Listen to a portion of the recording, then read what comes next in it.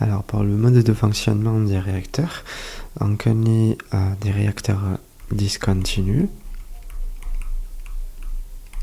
et des réacteurs continus. Donc, pour tout ce qui est discontinu, en fait, on trouve les réacteurs ouverts et des réacteurs fermés. Voilà, tout ce qui est continu, il y a le réacteur, comment dire ça, agitation parfaite, donc réacteur continu agitation parfaite, RCAP, et le réacteur tubulaire. Donc c'est des réacteurs continus tubulaires. Ok, voilà, donc en commençant par tout ce qui est discontinu, c'est-à-dire ouvert. Donc on est là pour tout ce qui est ouvert. Donc on va dire que alors pour tout ce qui est ouvert, en fait on parle d'industrie. En fait, c'est tout ce qui est utilisé dans l'industrie, comme par exemple les réactions de synthèse d'ammoniac, les réactions de craquage catalytique, par exemple, de craquage d'alcane, et voilà, tout ce qui est synthèse. Donc tout ce qui est employé, utilisé dans l'industrie, donc à l'échelle industrielle. Donc il y a une alimentation en continu et une récupération du même du milieu du mélange réactionnel, à la fin. Voilà. Du coup le but ici en fait pour ce réacteur, c'est la production. C'est en fait la production d'un produit. C'est la production. Par rapport aux réacteurs fermés, alors maintenant les réacteurs fermés, en fait, c'est pas l'industrie, mais c'est à l'échelle du laboratoire. Donc c'est dans le laboratoire, on dit que c'est fermé parce qu'il n'y a pas un échange, il n'y a pas en fait un échange avec le milieu extérieur. Échange de quoi? Échange de matière. Et du coup, il n'y a pas d'addition de réactifs. Donc il n'y a pas d'addition de réactifs. Et le but, c'est quoi? Le but, ça reste le calcul en fait de la vitesse de réaction.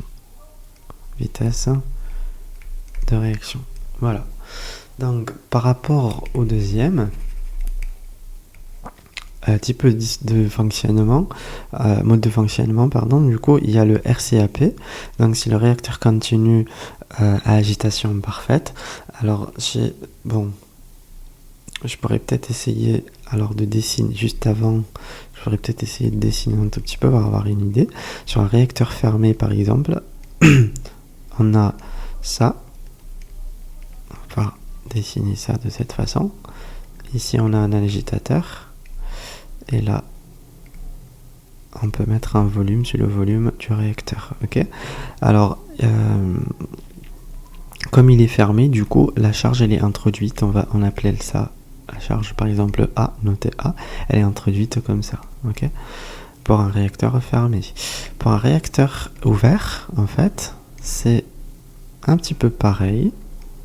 Par contre, il est ouvert, c'est-à-dire, voilà, de ce côté-là, il est ouvert. Et on garde toujours la même chose, un agitateur, et ça, c'est notre volume. Maintenant, si on passe au deuxième mode de fonctionnement, donc RCAP, donc c'est un réacteur continu à agitation parfaite, donc il est ouvert, donc il est ouvert, et on va dire que dans ce cas-là, vu qu'on parle de parfait, en fait, la concentration et la température sont uniformes, uniforme, uniforme, et en fait uniforme par rapport à quoi? En fait dans tout le réacteur, c'est-à-dire dans le volume. Et si on veut schématiser ça, on va faire comme tout à l'heure. Ici, c'est l'entrée, et là c'est la sortie. Ok, voilà, et là c'est la sortie, donc n'oublions pas de mettre notre agitateur. Pour le réacteur continu tubulaire, en fait, c'est sous forme, c'est un écoulement piston, en fait, genre comme ça, alors comme ça. Ok, donc alors ça, alors je vais pas dessiner ça comme ça. Voilà, dans ce cas-là, en fait, la concentration et la température, elles varient, ok? Elles varient, pourquoi? Parce qu'il n'est pas uni. Là, on dit parfait, ok? Parce que c'est uniforme dans tout le volume. Et là, elle varie, la température. La température et la concentration également. Donc, dans le volume non uniforme. Elle varie dans le volume et ce réacteur, ce type, il est non uniforme. Ok, voilà, donc on a besoin de quelques notions.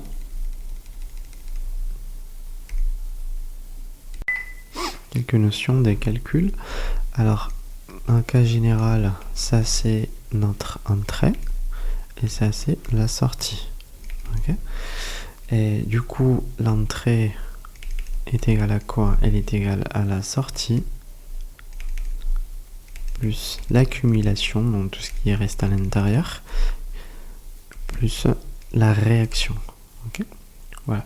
Donc si on parle de flux, donc on dit que le flux entrant, ça va être la même chose. Le flux qui entre, et là c'est le flux qui sort. Ok, donc ça on l'appelle FS, flux de sortie, et ça c'est FE, flux d'entrée. Ok, et essayons maintenant d'établir le bilan de matière. Donc si on parle de bilan de matière, donc la quantité la quantité nette de chaleur, ok, entrant, ok, est égale à quoi? Est égale à la quantité consommée plus la quantité qui reste. Il n'a pas réagi. Ok, voilà, donc ça c'est la quantité nette. En parlant de vitesse, c'est-à-dire maintenant on passe à la vitesse, en fait, du coup le flux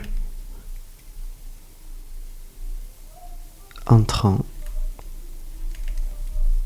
est égal à le flux sortant, ça c'est égal à quoi? Ça c'est égal à le flux entrant et le flux sortant, en fait ça correspond à la quantité nette de chaleur, et la quantité consommée ça correspond à la vitesse. Si on parle de vitesse, ça correspond à la vitesse de la réaction, la vitesse de réaction du composé. Si par exemple on note le flux de A qui entre moins le flux de A qui sort, on note A, donc ça correspond à la vitesse de réaction de A.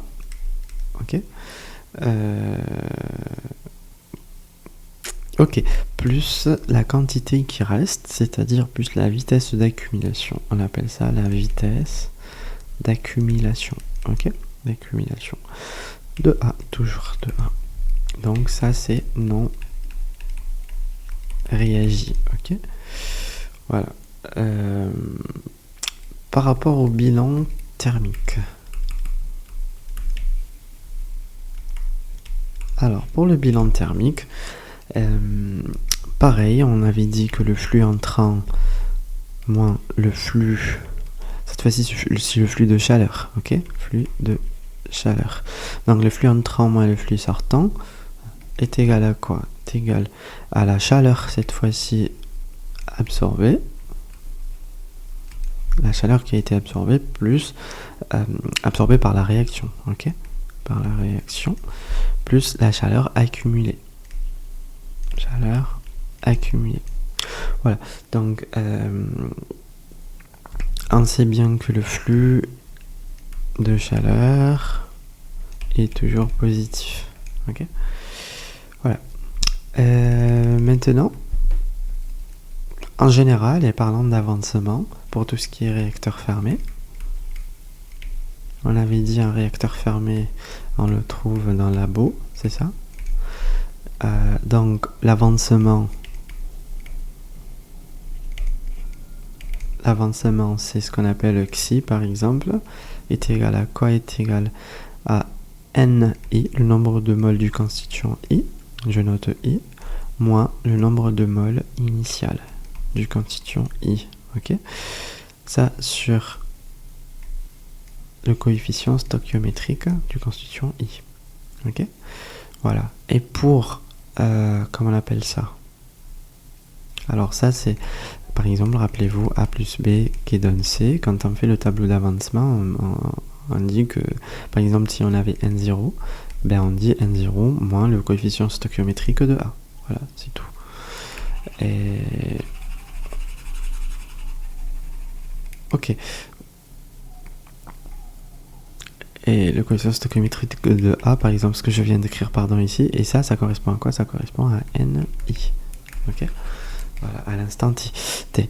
Et du coup, par rapport au taux de conversion, le taux de conversion, c'est ce qu'on appelle le taux, ok. Et ça, c'est le temps, en fait, c'est le temps que passe mon réactif dans le réacteur. Ok, donc c'est le temps que passe mon réactif dans le réacteur, et c'est égal à quoi? Alors, si mon réactif j'appelle I, alors TI est égal, taux I, pardon, est égal à quoi? Est égal à N0 du composé I, la quantité de matière initiale, moins la quantité de matière à instant T, c'est-à-dire, pardon, donc c'est-à-dire ça donne quoi? Ça donne le nombre de moles qui a réagi. Ok, donc c'est la quantité de matière, c'est le réagi. Ok, nombre de moles réagi. Donc sur quoi? Sur N0, sur la quantité initiale. Donc la quantité qui a réagi sur la quantité initiale, ça donne quoi? Ça donne le taux de conversion. Ok. Maintenant, alors juste pour dire que taux, alors il est inférieur à 1, mais supérieur à 0. Ok, il est compris entre 0 et 1. Et il est calculé par rapport au réactif seulement. Parce que selon la définition, on dit que voilà le temps que passe mon réactif, donc dans le réacteur.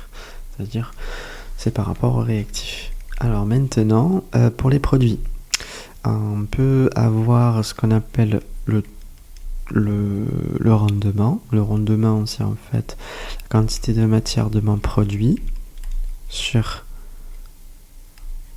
le coefficient stoichiométrique de ce produit, et ça sur la quantité de matière initiale de mon réactif. Je note A par exemple, je note I, sur la quantité de matière, sur le coefficient stoichiométrique de ce même composé I. Voilà, donc c'est ça. On peut multiplier par 100, comme ça on aura un pourcentage. Ok. Alors, pour les réacteurs ouverts, tout à l'heure on avait vu les réacteurs fermés, mais là c'est ouvert.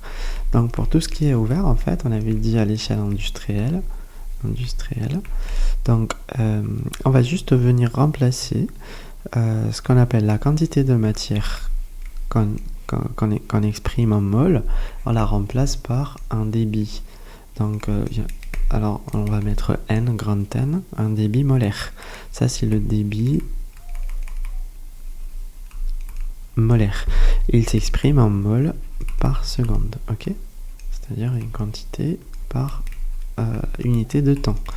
Voilà. Et donc l'avancement,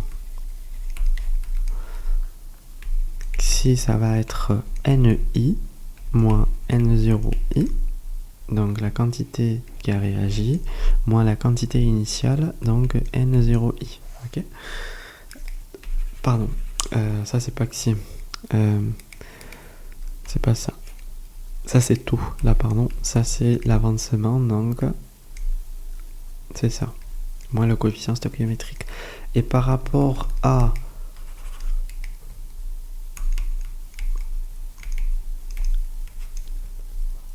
la conversion, donc la conversion c'est taux, ok, donc ça c'est égal à quoi? C'est égal à la quantité initiale moins la quantité à l'instant t. Ça c'est ce qui a été réagi sur la quantité initiale, donc ça donne taux. Voilà.